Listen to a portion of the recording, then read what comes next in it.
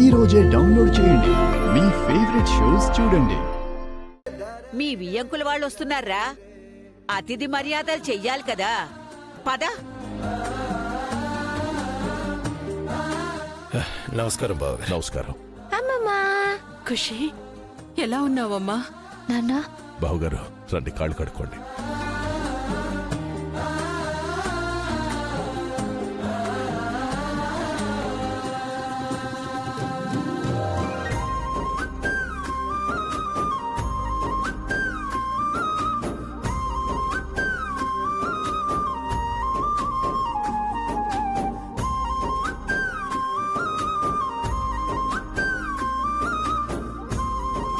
బావగారు బయలుదేరే ముందు చెప్తే కారు పంపించేవాడిని కదా.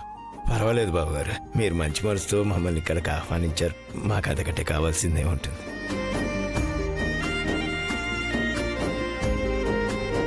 ఒక్కసారి పెళ్లి చేసుకుని వియ్యంకులయ్యారు. ఆస్తి అంతస్తుల్లో భేదం ఉండొచ్చు గాని బంధుత్వంలో కాదు కదా.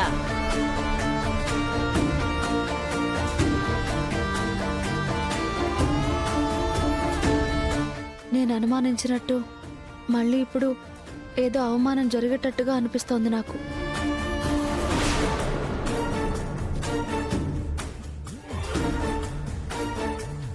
కీర్తి, అమ్మా నాన్న షష్ఠి పూర్తికి నువ్వు ఇలా డల్ గా ఉంటే కుదరదు. హ్యాపీగా ఉండు.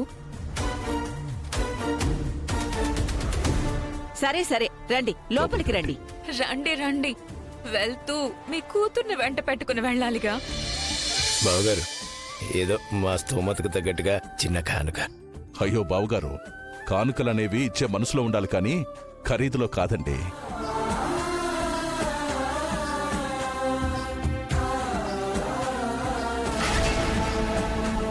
బాగా చెప్పావురా బసవా. అమ్మా లక్ష్మి, వాళ్ళిద్దరినీ కూర్చోపెట్టి బొట్టు పెట్టి బట్టలు పెట్టమ్మా.